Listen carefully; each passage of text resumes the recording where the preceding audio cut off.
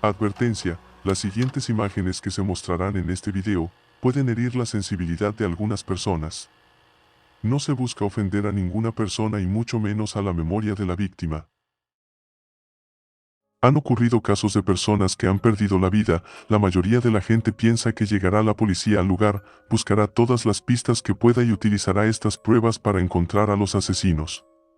Pero, por desgracia, hay casos en los que no es siempre así. A lo largo de la historia han existido muchos casos de asesinatos escalofriantes sin resolver. Este es un caso que lo hace terrible o perturbador. No se sabe si se debe al hecho de que la víctima haya sido un niño de apenas 4 años o si se debe a que más de 60 años después el crimen sigue sin resolverse y las preguntas aún siguen sin respuesta. ¿Por qué alguien hizo eso y por qué de esa forma? ¿Habrá muerto el asesino o seguirá libre por la ciudad? Conocido por residentes de Filadelfia como el niño desconocido de América, este es el trágico caso de El niño en la caja.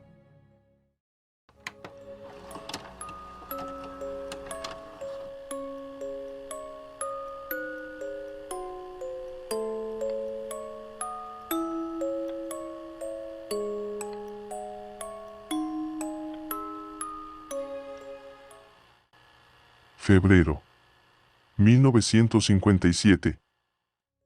Ubicación: zona rural de Susquehanna Road, Filadelfia. Un cazador que buscaba presas en una zona prohibida comienza a recoger las trampas que había puesto a escondidas el día anterior.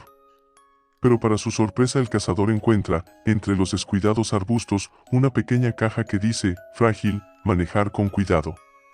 Como es cierto que la curiosidad es más fuerte que el hombre, el cazador en cuestión decide observar dentro de la caja. Lo que encuentra primero le resulta escalofriante, pero al mirar más adentro de la caja resulta mucho peor. El hombre asustado no tarda demasiado en darse cuenta de que lo que en principio creyó que era un raro muñeco, era en realidad el cadáver de un niño muerto lleno de marcas de golpes en la cabeza, por lo que el cazador supo al instante que alguien debió haber acabado con su vida y haberlo puesto en esa caja, porque es imposible que hubiera terminado allí por accidente. Frente a la macabra situación el cazador quedó sumamente perplejo. En vez de confesar su descubrimiento decidió seguir buscando sus trampas y huir sin llamar a la policía, temiendo represalias o sanciones por haber estado cazando en donde no debía. 23 días más tarde, alguien más estuvo en el sitio y momento correctos. Su nombre era Frederick Benosis, un estudiante universitario de 27 años de edad. Estaba conduciendo por la zona cuando vio un conejo corriendo por la orilla de la carretera y decidió parar. Sabía que en esa zona había muchas trampas y quiso asegurarse de que el conejo se encontraba a salvo, sin saber de que estaba a punto de descubrir algo mucho más siniestro. Aunque Frederick pudo ver rápidamente la caja, pensó que en su interior había solo un muñeco y creyó que no era más que basura que habían tirado allí apartada de la vista de todos, pero al acercarse más se dio cuenta que era el cuerpo de un niño y de inmediato supo que alguien había acabado con su vida y que lo habían tirado entre la maleza. Frederick no quiso alertar a las autoridades porque estaba preocupado de que le culparan de ese crimen. Aunque esa no fue la única razón por la que Frederick no informó a la policía sobre su terrible hallazgo, sino que también estuvo espiando a las niñas de un centro educativo cercano y no solo persiguiendo a los conejos. Una vez en casa Frederick encendió el televisor, cuando escuchó una noticia en los medios locales. La noticia fue la siguiente: niño de 4 años, originario de Nueva Jersey, habría desaparecido. Al momento, Frederick tuvo la gran preocupación de que había encontrado su cuerpo, aunque al final los medios de comunicación no se referían al cuerpo del niño en la caja. La policía llegó allí el día 25 de febrero de 1957 e inmediatamente supieron que tenían un crimen importante entre manos. Consideraron a Frederick como principal sospechoso, pero lo descartaron rápidamente. Análisis forenses. Uno de los primeros de estos asuntos era: ¿quién era el niño en la caja? Uno de los mejores puntos para empezar la investigación era saber qué edad tenía para ver si podían contrastar este dato y su descripción con los pequeños desaparecidos en esa zona. Pero, esto desveló nuevos problemas al instante, porque no tenían manera de determinar con exactitud cuál era su edad real. Lo que indicaron los análisis forenses fue que el cuerpo encontrado era el cuerpo de un niño de entre 4 y 6 años con síntomas claros de maltrato. También señalaron que su pelo había sido cortado de forma apresurada breves momentos antes de su muerte o incluso después de la misma. Un forense comentó lo siguiente: está claro que le cortaron el cabello de manera desordenada, porque faltaban partes por cortar y dejaron algunos mechones de pelo por todo el cuerpo. Por si fuera poco, al niño también lo habrían lavado y limpiado antes de quitarle la vida. Por otra parte, aunque los análisis encontraron al cuerpo lleno de moretones, también encontraron que quien lo hubiera puesto en la caja lo había hecho con mucho cuidado y mucha delicadeza, ya que el niño venía envuelto en una manta. En esta misma línea, los forenses indicaron que las uñas habían sido cortadas recientemente, mientras que sus manos y pies mostraban señales de haber estado bajo el agua durante un tiempo prolongado. Por otro lado, los exámenes oculares indicaron que probablemente había sufrido algún tipo de enfermedad en los ojos. También encontraron en los tobillos, en la ingle y en la barbilla cicatrices que podían indicar que el niño había sido sometido a numerosas cirugías. Los forenses señalaron que el niño había comido seguramente 2 o 3 horas antes de morir y encontraron en su esófago un líquido que probablemente pudo ser vómito. Los rayos X demostraron también que el desarrollo del niño se había detenido. Esto quiere decir que su proceso de crecimiento no estaba funcionando bien mientras estaba vivo y que sus huesos habían dejado de crecer completamente. Uno de los síntomas más comunes de este problema es tener una extremidad más corta que la otra, pues puede ser una consecuencia de estar desnutrido. Finalmente, los forenses no pudieron determinar cuánto tiempo había estado el cuerpo en el bosque debido a que el clima del lugar era demasiado frío. Dijeron que podía haber estado allí días o incluso que el niño en la caja podría llevar allí semanas, aunque indicaron que era bastante probable que la causa de muerte no hubieran sido los golpes en la cabeza. Fuera como fuera el caso, los oficiales supieron que necesitaban saber su verdadero nombre. Los análisis también se extendieron a la caja en la que fue encontrado el pequeño niño. Según se supo, la caja era proveniente de una tienda de muebles llamada JCPenney y era probablemente una caja pensada para contener una cuna. La parte del asunto que motivó a los investigadores fue que la caja contaba todavía con un número de serie visible mediante el cual iban a intentar averiguar el número de envío. Los investigadores también encontraron en la caja la dirección de una tienda que se encontraba a tan solo 25 kilómetros del lugar. Finalmente, los investigadores encontraron que se habían vendido 12 cunas de ese estilo de las cuales no había registro, debido a que los compradores solían pagar en efectivo. Sin embargo, 8 de los compradores aparecieron después de leer sobre el caso en las noticias, aunque todos habían tirado la caja o la habían utilizado para guardar objetos en sus casas. Nunca se supo quiénes fueron los otros 4 compradores. Era la hora de que los investigadores volvieran a analizar la manta en la que encontraron envuelto el cuerpo del niño cuando lo descubrieron. Lograron reducir la búsqueda y averiguar que fue fabricada en Canadá o en Carolina del Norte, pues no tenían ni idea de cómo rastrearlo para llegar a algo más concreto. Al fin y al cabo, lo más probable es que se hayan fabricado y distribuido tantas de esas mantas que nunca obtendrían una respuesta relevante. Cientos de personas registraron la zona en varias ocasiones con la esperanza de encontrar pistas. En la caja no se encontraron huellas dactilares, pero sí se encontró cerca de su ubicación un sombrero de pana de color azul. Esta sería una prenda que resultó ser uno de los únicos adelantos en el caso. El sombrero se encontró solo a unos 4,5 metros de donde se encontró al niño en la caja. Además, los investigadores no podían permitirse el lujo de dejar pasar por alto ninguno de los detalles menores. Al principio, no tenían ni idea de que el sombrero efectivamente se encontraba conectado con el caso, razón por la que decidieron investigar un poco para ver si era posible vincular esa prenda a alguien que pudiera haber estado allí. Por desgracia, encontrar a alguien que llevara un sombrero por el parque no iba a ser una tarea fácil. La tarea, que al principio pareció como buscar una aguja en un pajar, resultó ser más sencilla de lo que nadie esperaba. La razón es que los oficiales sorprendentemente encontraron a la dueña de la compañía que fabricó ese sombrero, llamada Hannah Robbins. Por si fuera poco, ella se acordó de haber fabricado ese sombrero a petición, como un pedido personalizado. Ella dijo que fue para un hombre rubio que apenas tendría unos 26 años. Pero por desgracia, no pudo recordar el rostro del comprador. Hasta ahí se quedó la ayuda. Al haber realizado el pago en efectivo, esto significó que Hannah no tenía ninguna evidencia física que la policía pudiera utilizar para localizar al misterioso dueño del sombrero y, rápidamente, se dieron cuenta de que estaban perdiendo la posibilidad de seguir la única pista que tenían. Para poder resolver el caso, los oficiales hicieron circular fotos del niño. Aunque no era la mejor manera de llevar la investigación, los agentes de policía no tenían otra solución que esperar hasta que la gente les ayudara a descubrir la identidad del niño en la caja. Esperaban que, como mínimo, alguien pudiera reconocer al niño y que presentara pistas que pudieran conducirlos a obtener algunas respuestas. Ellos creyeron que iban a resolver el caso rápidamente. Por desgracia, ese es un día que nunca llegó. No apareció nadie. Nadie denunció que su hijo hubiera desaparecido y, si lo hicieron, su descripción no coincidía con la del niño que se encontraron en la caja.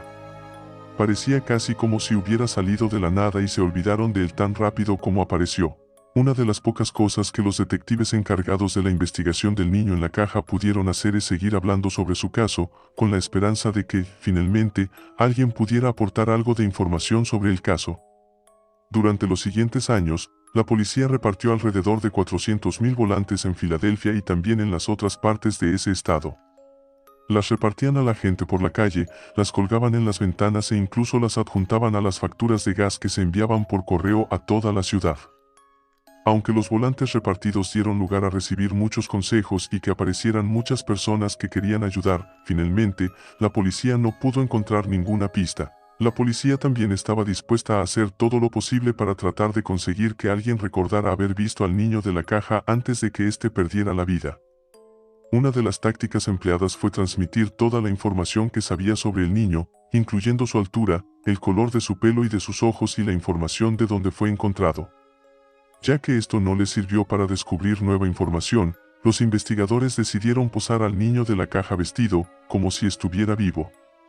Fue una táctica bastante inquietante, pero valoraron que era necesaria, pues esperaban que así la gente tuviera más posibilidades de recordar al niño si daba la impresión de que estuviera vivo. Frente a la incertidumbre y la desesperación, la policía comenzó a recorrer casa por casa con la foto del niño, pero nadie lo reconoció. En el país se estaba conformando una base de datos con las huellas dactilares que podría ser utilizada para localizar delincuentes, personas desaparecidas o para cualquier otro problema con personas que infringieran la ley. La policía tomó las huellas dactilares del niño lo antes posible, pero vieron que el sistema no devolvía ninguna coincidencia. Parecía como si rápidamente se estuvieran quedando sin sitios en los que buscar, porque la policía había hecho todo lo posible para al menos ponerle nombre al niño. Incluso la Asociación Americana de Médicos distribuyó información y fotos del niño con la esperanza de encontrar a quien le hubiera hecho las cirugías, pero todo el esfuerzo fue en vano. Aunque todos tenían la esperanza de que esto los llevara a algo, tampoco hubo nunca respuestas por parte de los hospitales. La pista final que tenía la policía podría no haber llevado a nada más que a falsas esperanzas. Siempre estaba la posibilidad de que el niño no fuera de ese pueblo, que hubiera nacido en una casa particular, lo que hacía la investigación todavía más problemática. Posibles causas de su muerte. Puede que no pudieran reconstruir la historia ni la vida del niño en la caja antes de que perdiera la vida, sin embargo, los médicos trabajaron todos juntos para reconstruir los eventos que provocaron su muerte. El niño tenía varios moretones en su frente que podrían ser un indicio de que, en algún momento, había sido golpeado en la cabeza. La autopsia también mostró signos de que el niño sufrió una hemorragia cerebral, que muchas veces está provocada por el estallido de una arteria en el cerebro de una persona. Otra posible teoría de uno de los investigadores dijo que el niño en la caja había muerto ahogado, ya que sus pies y una de sus manos se encontraban arrugados, como si hubieran estado sumergidos dentro del agua. Esto unido al hecho de que algunos mechones de su pelo estaban pegados a su cuerpo como si hubiera estado mojado cuando se lo cortaron, llevó a algunas personas a la conclusión de que el ahogamiento o el agua estaban de alguna forma implicados en el caso. Durante largo tiempo creyeron que el pelo del niño en la caja fue cortado poco antes o después de que exhalara su último aliento. Sin embargo, hubo un barbero local que tenía algo que añadir a la historia que llevó a mucha gente a empezar a cuestionarse que era verdad. Él declaró que el niño fue a su barbería con su hermano mayor una semana antes de que descubrieran su cuerpo. El barbero dijo que él fue en realidad quien le cortó el pelo, y también dijo que el chico se marchó ileso de allí. Sin embargo, esta nueva pista no les dio ningún nombre a los oficiales de policía. Aún así, los condujo a un sitio conocido como Strawberry Mansion. El barbero dijo que era allí donde vivía ese niño, pero hicieron una investigación en la que no encontraron pistas ni tampoco a nadie que pudiera identificar a ese niño. ¿Quién fue la madre? 1960. Habían pasado 3 años y parecía que el equipo de investigación del caso del niño de la caja no había avanzado nada en lo que conseguir respuestas, ni tampoco de encontrar a nadie culpable a quien llevar ante la justicia. Pero esto no les impidió investigar cualquiera de las pistas creíbles que surgiera, incluyendo la de un psíquico.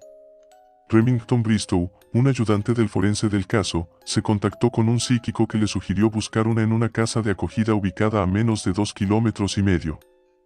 A Remington le dijeron que una pareja había convertido una vieja mansión en una casa de acogida en medio del bosque y que el niño en la caja perdió accidentalmente la vida por ahogarse en el lago o por haberse caído por una ventana.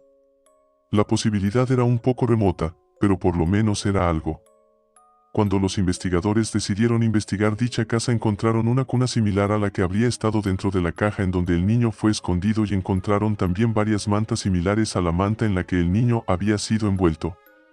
El médico forense ya se había comunicado con un matrimonio que dirigía la casa de acogida.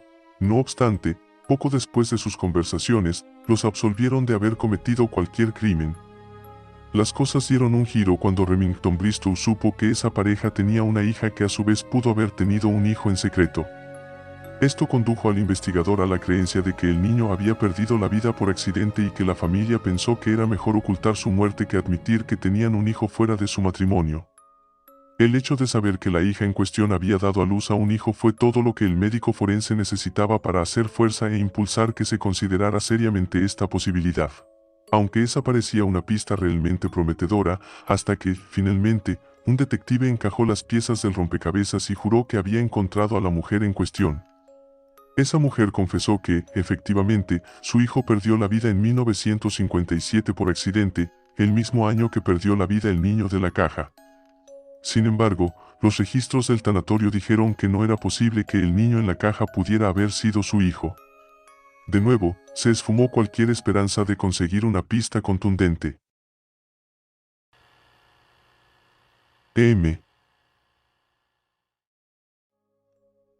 Con el paso de los años, han ido apareciendo un montón de pistas sobre el niño de la caja. No obstante, no ha habido ninguna tan probable como la historia de una mujer, conocida solamente como M. M declaró que su madre trabajaba como bibliotecaria cuando solo era una niña, y que en realidad ella compró al niño de la caja. Además relata que el niño sufrió todo tipo de maltratos por parte de la madre de M, incluyendo ser presuntamente forzado a dormir en un sótano sucio y oscuro. M añadió que ese niño se llamaba Jonathan y que vivían juntos en Filadelfia. Pero, las cosas se tornaron todavía más oscuras conforme pasaban los años. Si su historia es verdad, entonces quiere decir que M estaba allí la noche en la que Jonathan perdió su vida y que ella se acuerda de todo ello. Dice que le dieron habichuelas horneadas para cenar, pero que algo pasó y que él se enfermó. M afirmó que esto fue suficiente como para enfurecer a su madre, que, como castigo, empezó a golpear la cabeza de Jonathan contra la pared. M siguió explicando que su madre se sintió mal por haber ido demasiado lejos y decidió darle un baño a Jonathan para que se mejorase. Por supuesto que los investigadores supieron que ese día nunca llegó, pues el niño en la caja ya había muerto hace tiempo cuando lo descubrieron. M de enfermedad mental. Parecía que M simplemente era otra persona que afirmaba tener una historia para explicar cómo conoció al niño de la caja y sobre qué es lo que le provocó la muerte.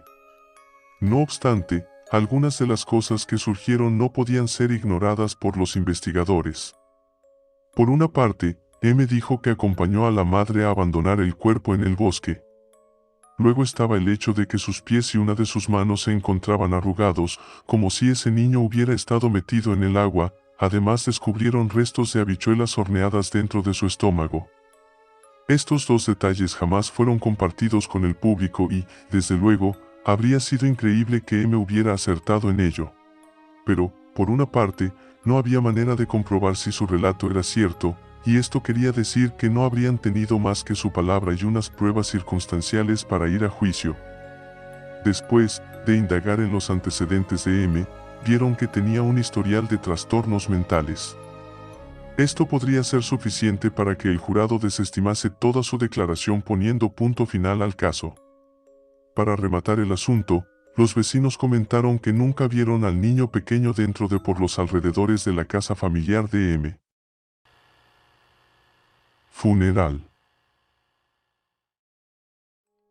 La policía no quiso que el niño fuera olvidado, por lo que le prepararon algo especial. Unieron sus fuerzas para pagar el funeral del niño en la caja, así como para grabar una lápida en la que se leía, Padre Celestial, bendice a este niño desconocido. También se anotó ahí la fecha en la que fue descubierto, que fue el 25 de febrero del año 1957. Después de exhumarlo, trasladaron el cuerpo sin vida del niño al cementerio de Ivy Hill en Filadelfia, lugar en el que la Bidocku Society le puso una nueva lápida que decía, el niño desconocido de los Estados Unidos. 2016. A más de 6 décadas desde que el niño fue encontrado muerto y abandonado en Filadelfia, la policía identificó al niño en la caja. Los investigadores también descubrieron vínculos familiares y posibles procedimientos médicos en el cuerpo del niño. Ahora nuestro muchacho ya no es ese niño en la caja. Tiene un nombre, y me criaron para creer que cuando dices el nombre en voz alta de un ser querido, esa persona aún vive en espíritu entre nosotros, dijo Bill Fleischer, de la Sociedad Bidocku. Ahora el niño, cuya lápida durante años solo decía, niño desconocido de Estados Unidos, finalmente se conoce. Joseph Augustus Zarelli del oeste de Filadelfia. Nacido el 13 de enero de 1953, Zarelli tenía solo 4 años cuando fue asesinado y su cuerpo abandonado en una zona boscosa en 1957. El padre de Zarelli fue identificado después de que los genealogistas establecieran conexiones de ADN en ambos lados de la familia que solo podían apuntar a ese progenitor. En su muy corta vida, era evidente que este niño experimentó horrores a los que nadie debería estar sujeto.